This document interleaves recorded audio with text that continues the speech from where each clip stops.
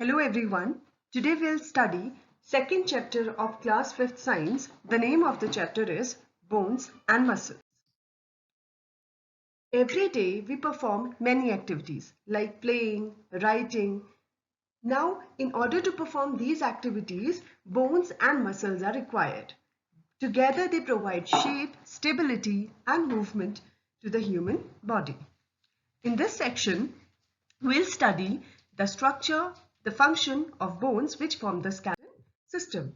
Now, what is skeleton system? It refers to the framework of bones. Bones are rigid calcified structures. Calcified structures because they are made up of calcium. An adult has 206 bones.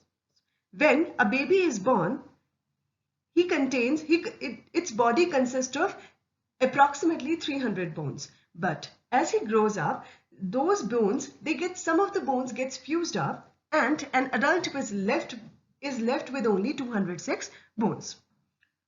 The bones also consist of hollow structure inside it, which is known as bone marrow. Now, what are the functions of bones or the skeletal system?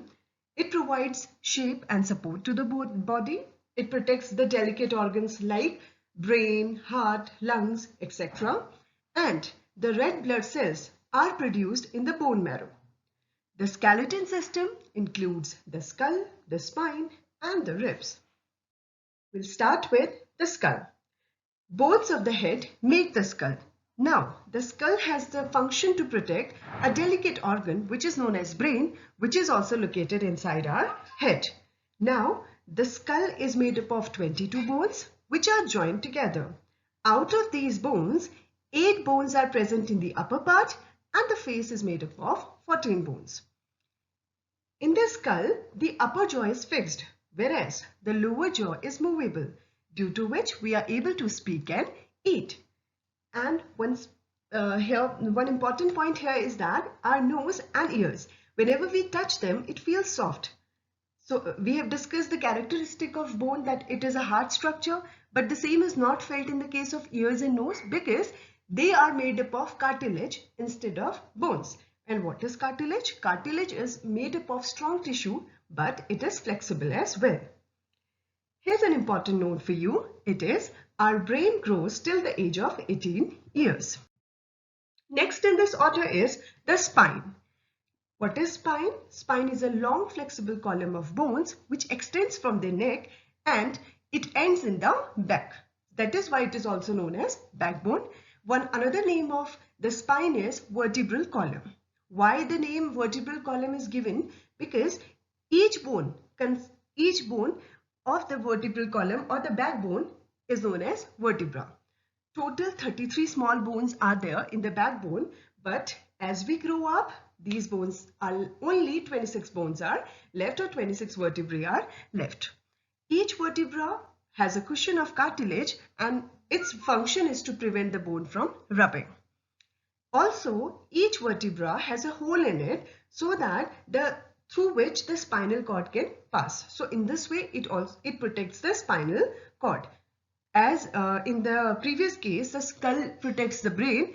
Here, the spine protects the spinal cord. Next, we'll move to rib cage.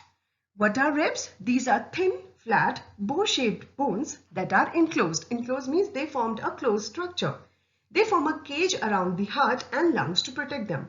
So, the function of rib cage is to protect heart and lungs, which are the two delicate organs of our body. In total, we have 12 pairs of ribs. These are symmetrically paired on the right side as well as on the left, and hence they form a cage-like structure. These ribs, they join backbone at the back, and in the front, they join the sternum or chest bone. 2 pairs of the lower ribs are not attached to the chest bone. They are only attached to the backbone. In a way, they are free at one point, so that is why they are named as floating ribs. Next, limbs. In the human body, there are 2 pairs of limbs. What are they? Forelimbs, which are also known as arms, and hind limbs, which are also known as legs.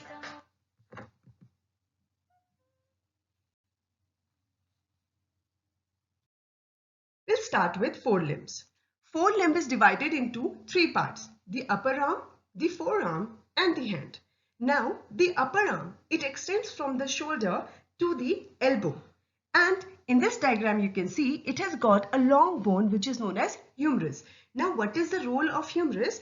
Humerus provides strength for pulling and lifting things. Suppose you're lifting your bag, or you're pulling a door, or whenever you lift a bucket of water, then at that time the bone which is being used is humerus.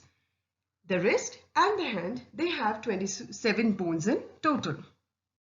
Next is hind limbs. Now hind limbs, they are also known as legs. They are attached to the backbone and together they form the pelvic grid. The bones of the lower limbs are attached to the hip bone. Upper half of the legs, again, they have a long bone called femur or thigh bone. And important thing here is that the femur is the longest bone in our body. Then the lower leg have a long bone called tibia and fibula.